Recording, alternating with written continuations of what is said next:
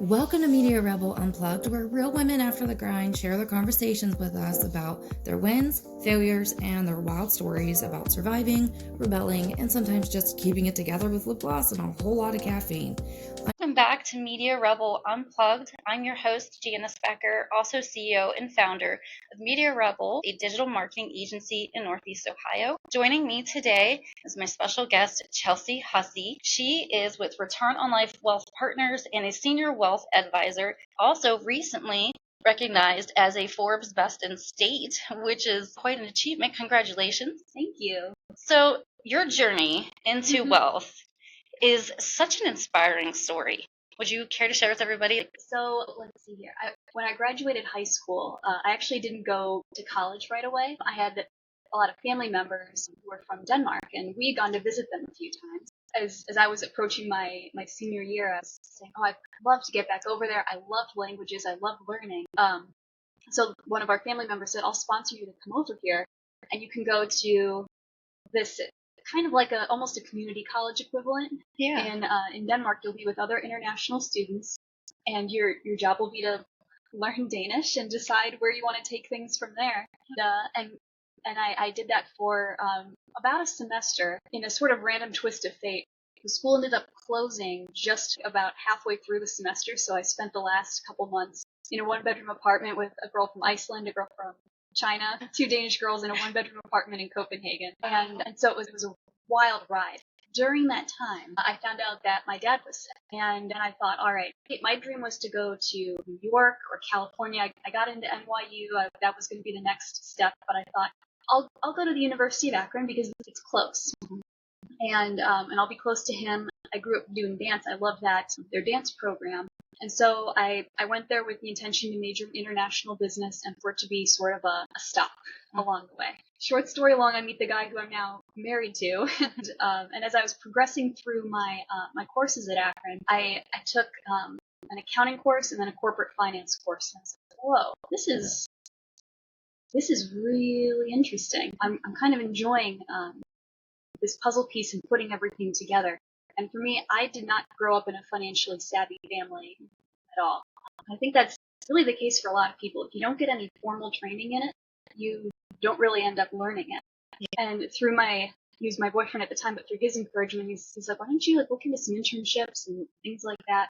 I ended up getting an internship in financial planning at Northwestern Mutual, and this was in 2008, right as the economy started crashing. But I thought there were a couple things that drew me to it. One is I thought there's clearly some bad people in this industry of taking advantage of people. That Bernie Madoff controversy was just kicking off.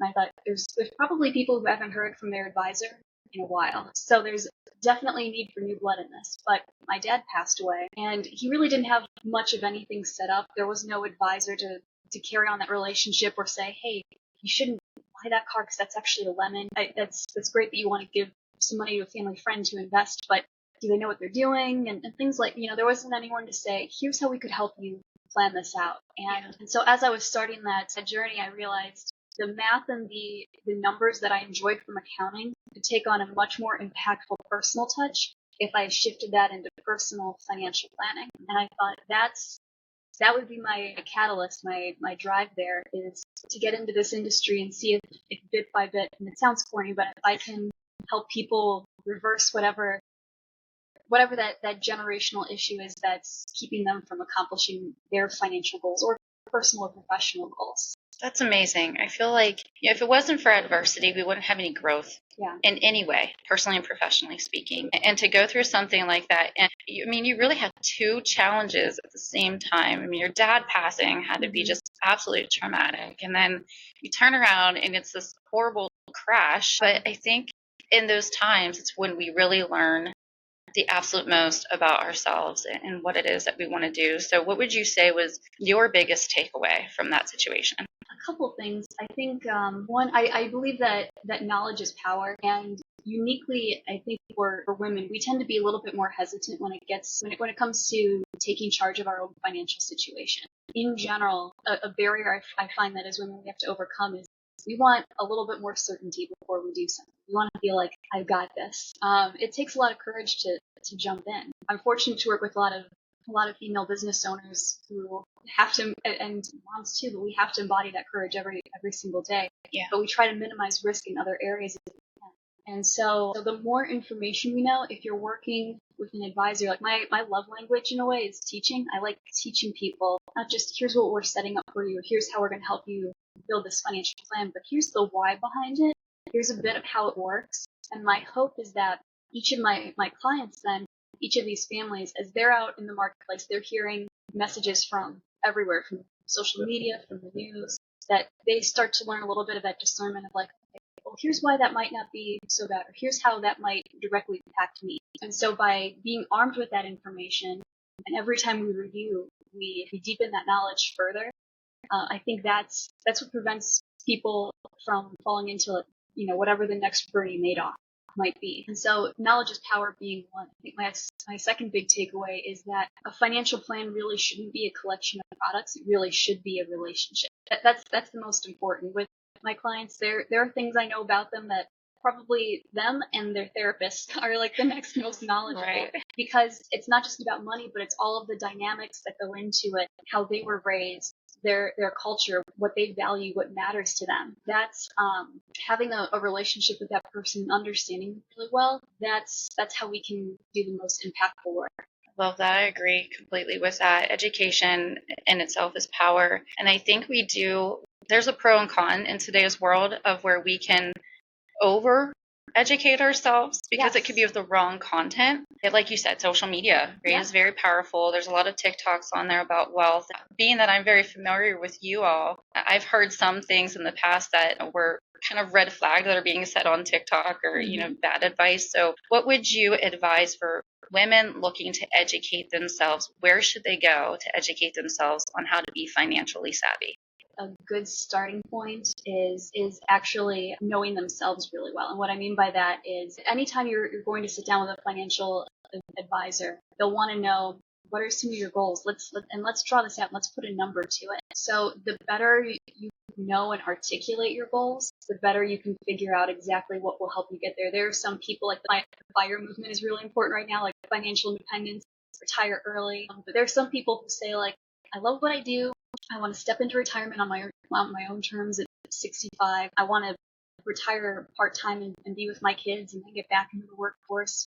Whatever that is, I think the first step is knowing your net worth, not just as a person, but all the numbers and how that breaks down. And then I recommend a couple of financial planning books. The number one money book that I've really enjoyed is The Millionaire Next Door. And that's kind of an older book, but I think it becomes increasingly relevant for us today because The Millionaire Next Door is essentially about the fact that some of the most financially set people you would have almost no idea looking at them. Yeah.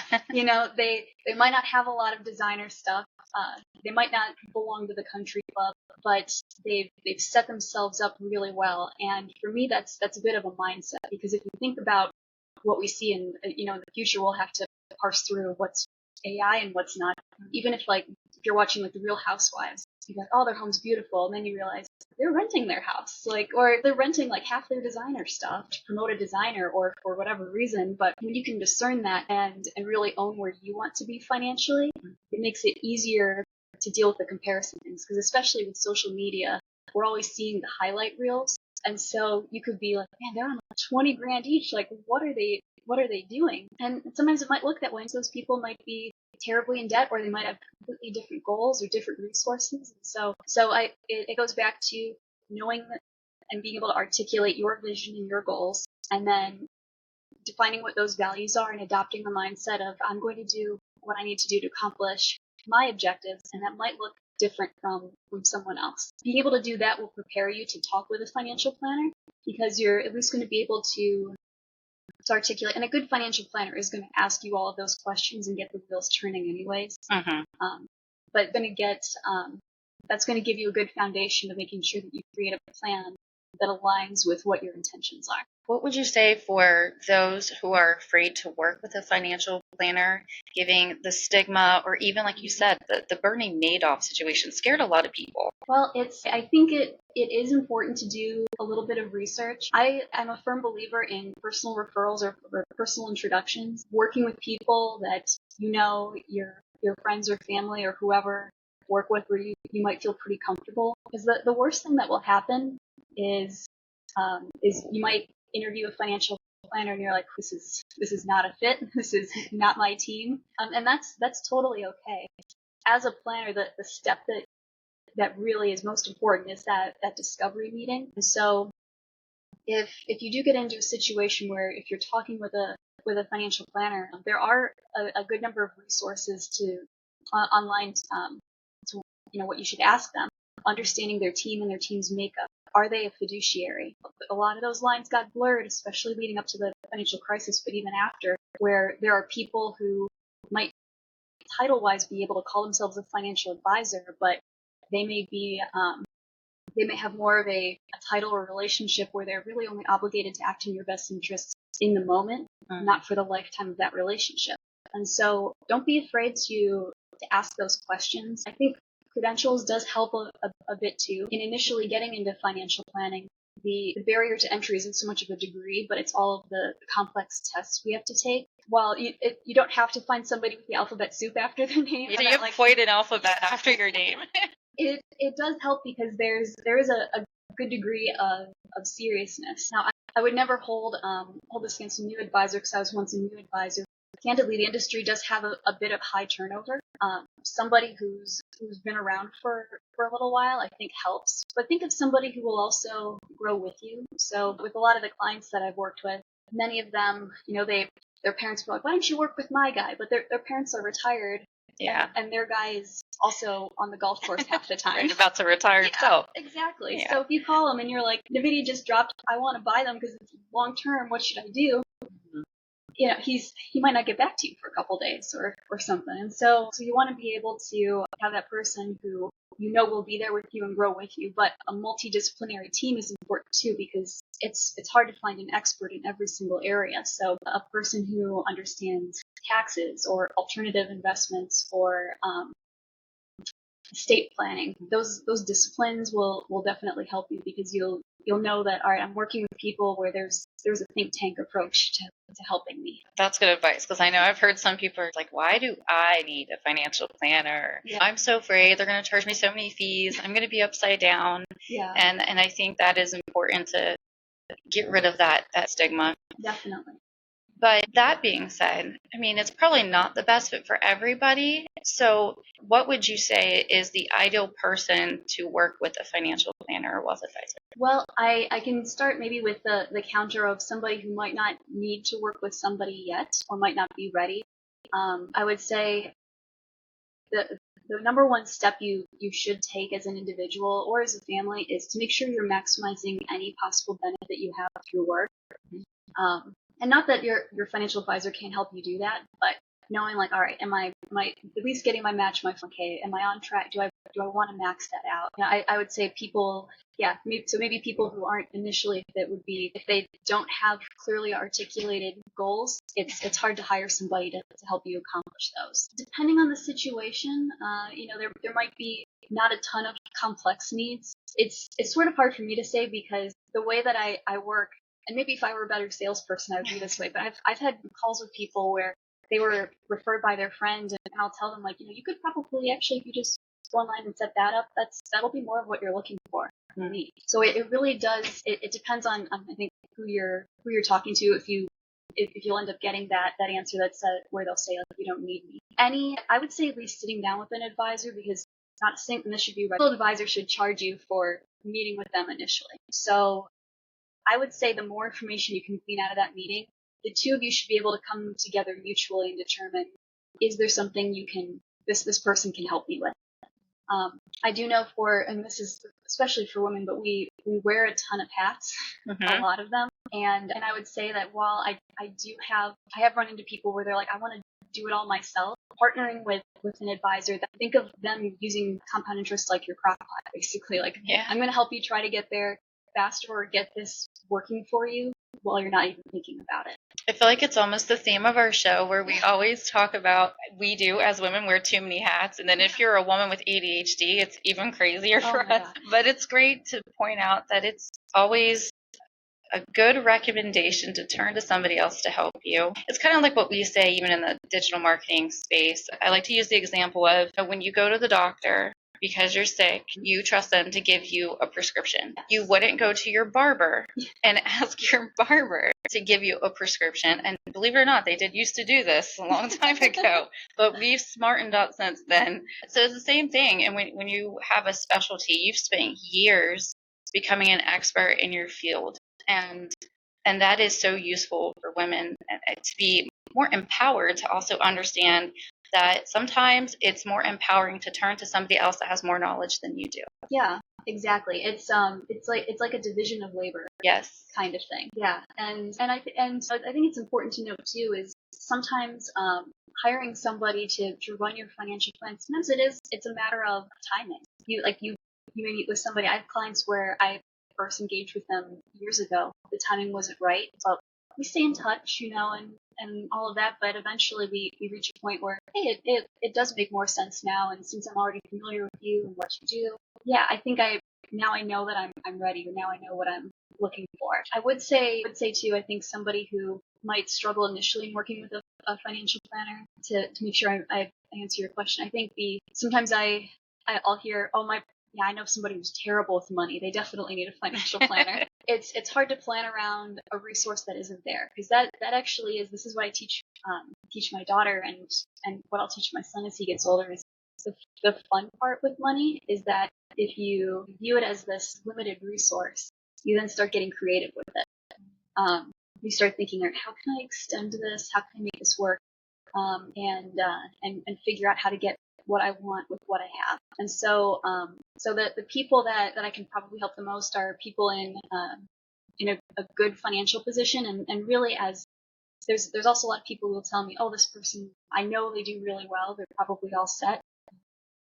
As the wealth accumulates, things get way more complicated. And this isn't just on the financial planning side with investments, but this is with taxes, this is with estate planning, which your advisor should be able to coordinate with your CPA, with your estate planning attorney. Over time, you really want a team around you, and so that's also really important. I hope that kind of answered. Yeah, I jumped around a little bit, but hopefully that answered your questions. Yes, I think you totally did. So, all right, you've been in this field for 15 years. It's a very male-dominated field. How has that evolved in 15 years? It's evolving slowly but surely. Where I worked before, I think at the time I was maybe the second woman to ever go on maternity leave and then come back. And at that time, the maternity leave policy was brand new. So I was kind of a guinea pig for it. And that's kind of tricky too when you're an employee or when you're running your own business, is you're a little bit supported, a little bit not. And I do think that there have been improvements in recent years. One thing about the financial planning career that I do want more women to know and understand is there is a great deal of flexibility and freedom in it, and it makes for great, maybe not initially, a great long-term work-life balance in balancing being a mom, taking care of your clients, and things like that. And so I do feel like some of those barriers are breaking down a little bit. What I'm really grateful to work for a firm that we're actually majority women advisors.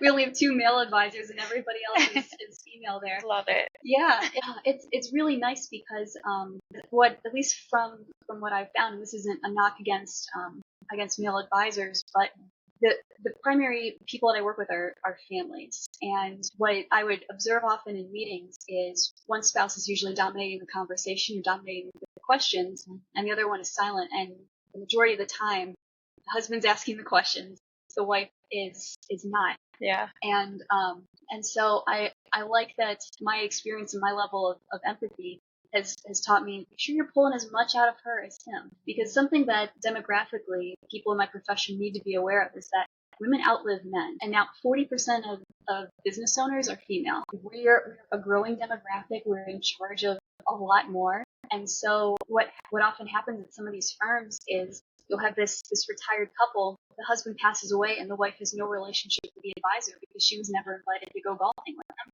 So she goes, well, I'm going to have to find somebody new. And that's actually who I've found myself working with very often, not just through the experience of losing my dad and not really having a relationship with an advisor to help, but I found that a lot of the people I work with they've either come into money suddenly, they have no idea how to not screw it up, and they want to make sure that they hold on to it. Yeah. But women have been through a divorce or been widowed, where they say, I feel a little bit alone in this. I wasn't the household CFO. I've got a good idea of what's going on, but if I'm divorced, I certainly don't want to work with my ex's planner. But I found sort of just by happenstance where I've come to specialize a little bit in that, and I'm finding that I'm working with a lot of those women, and then for a lot of my retired clients, many of them are widows, where we're making sure that, especially for these different generations, many of them were raised where they knew they were shut out from every financial decision. Yeah. I had to remind myself recently of this stat. Women weren't allowed to have their own bank accounts or their own credit cards until like the 70s. Isn't that crazy? I think I also saw business loans, like women weren't allowed to have a business loan without a man signing on it until the 80s. Yes. And I was born in the 80s, so I was like, wow, really? Exactly. That's incredible. And then my grandmother was an entrepreneur. She owned a hotel, and she left me her diaries when she passed away. And it's so interesting to go through and read her entire journey of she was a single mom in the 50s and then becoming a business owner and having to have that support of men. And I didn't really realize at first as I was reading it, why did she need to have a man backing her or whatever was happening at the time. So it's very enlightening, and I'm glad that we are evolving. Even digital marketing agencies are a very male-dominated field still. Then, there's a lot of women doing it freelance, but not so much owning a full-size agency like we are here. And I think that's really empowering that the podcast has kind of evolved into, and not intentionally, a lot of male-dominated fields that women are C-suite executives in these high profile positions now, that it's just so inspirational as I look at my daughter who's 10 years old and go, what a difference the world will be when she is graduating college. Definitely. So one question that we always ask on the show is, what gets you through your day to day when you're just overwhelmed and you just have had enough? What keeps you going? The biggest one is definitely my kids. You have to think about who's watching you, what they're seeing, and that right there is the biggest why, for sure. Yeah. I love that. That's, I saw a quote the other day. It was a little different. A woman was struggling with depression, and she said, if only my kids knew how many times they saved my life. Yeah. And it's kind of, I think, anything, right? It got me too, right? Yeah. There are days I haven't been able to keep going. I'm a single mom, and they have nobody else to depend on if anything happens to me. So I can completely relate to that. It's like, what keeps me going? I have these kids depending on me. We got to do this today. Yes. And also coffee. Yes, big time. I try to read biographies if I can, just to get a sense of like, how did this person do it or that person. Mm-hmm. There are a lot of stories of some of these men, Vanderbilt and Andrew Carnegie, where these men who accomplished this tremendous thing, it was because of my mom, or like how she taught me or led me. And so, even if you're, for those moments where you feel so small or this world feels overwhelmed by the direction of men, reading about but behind every successful man, there's a mother there, and successful woman. I don't think you can never underestimate the impact of what we have on our kids. Absolutely. Yeah. Go mothers. Yes. Yeah. Not that we're against dads or, men in general, but we definitely have grown, I think, just as a society when you look back over the centuries of women were either behind men or at times really taking the reins and saying, I'm a woman, here we roar. I'm here and I won't be silenced. So, I absolutely love that. Well, thank you for being on today. Thank you for having me.